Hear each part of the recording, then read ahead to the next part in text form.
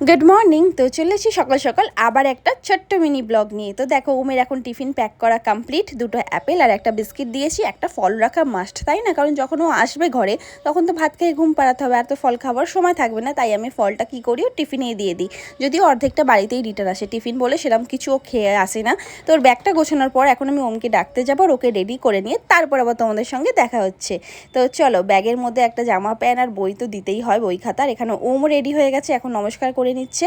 আর চলো এবার যাওয়া যাক। তার আগে দেখো গপুকে গিয়ে একটু গালটা টিপে দিয়ে আসবে। এইটা ওর কাহিনী, মানে ঘরে থাকাকালীনও এই জিনিসটা করতেই থাকে গপুর সাথে। কখনো দেখবো প্রদীপের তেলের জায়গায় জল হয়ে গেছে, ভোলেনাথকে দেখবো পুরো জলের মধ্যে বসে আছে। এই দুষ্টুমিগুলো কন্টিনিউয়াসলি করতেই থাকে।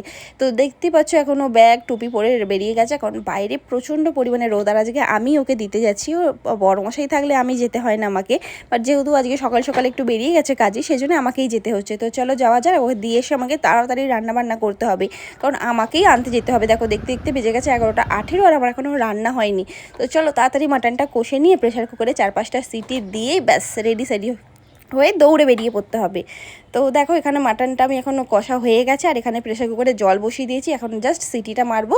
তো আমার রান্না কমপ্লিট, আর এখন আমি রেডি হয়ে বাইরে এসেও গেছি। আর এখন আমি স্কুলের বাইরে দাঁড়িয়েছি, যে কখন এই যে আমার মহারাজাটা আসবে। শুধু মহারাজা বেড়ায় না, সঙ্গে আবার একটা মহারানীও বেড়ায়। দুজনের খেলা দেখবে খালি, বেরিয়ে দুজনে হাগ করবে, এই যে আবার ওকে লজেন্স দেবে।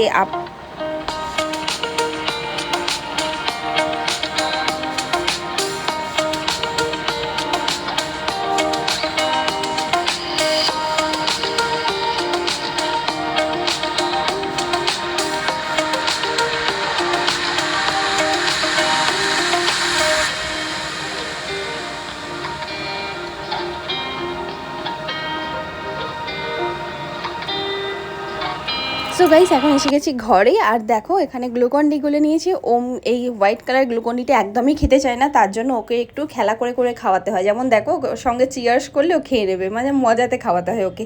তো চলো এই করতে করতে দুজনেই আমরা গ্লুকন্ডি খাচ্ছি।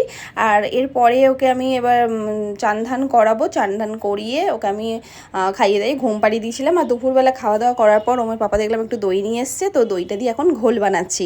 কারণ এই রোদ্দুর এই গরমের মধ্যে ঘোল খেতে বেশ ভালো লাগবে, তাই না? আর ইচ্ছা আছে এবার আজকে সন্ধেবেলায় একটু দই আমি বসিয়েও নেবো। তো দইটা কেমন বসলো সেটা পরের ব্লগে দেখাবো। আর এখানে আমরা এখন লস্যি খাচ্ছি।